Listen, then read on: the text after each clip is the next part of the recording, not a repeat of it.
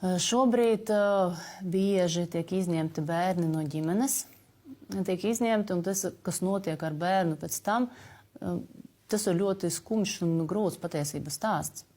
Bērns nonāk centrā, jeb krīzes centrā, tad viņš nonāk tā saucamajā tautas valodā bērnu namā, tad viņš nonāk citā bērnu namā, ja nesanāk konkrētajā bērnu namā, tad viņš varbūt ir atradis kādu audžu ģimeni, ja viņam tika atrasta audžu ģimene, audžu ģimene var atteikties no viņa, piemēram, nepatīk, pārāk sarežģīts pusaudzis ir, vai ne? Tad bērns tad notiek tāda metāšanās ar bērniem, pārvirzīšana no vienas uz otru iestādi tā vietā, lai strādātu ar ģimeni.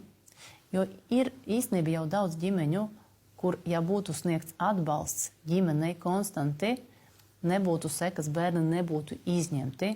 Šobrīd mēs tik ļoti vienkārši izņemam bērnu no ģimenes, tik ļoti vienkārši viņu ievietojam atpakaļ. Tad mēs viņu izņemam atkal un ievietojam bērnu namā, un tad mēs pagaidām vēl pusgadu un ievietojam atkal ģimenē. Es jums nevaru tagad pat ne stundā, ne 2 stundās aprakstīt tos likteņus. Esmu bijusi bērnu namos, es runāju ar audžu ģimenēm. Tātad īsāk sākot, sistēma, kas ir saistīta ar bērnu tiesību aizsardzību, nav laba. Vairintiesu izveidotais modelis šobrīd ir neefektīvs, un es to saku apgalvojumu veidā.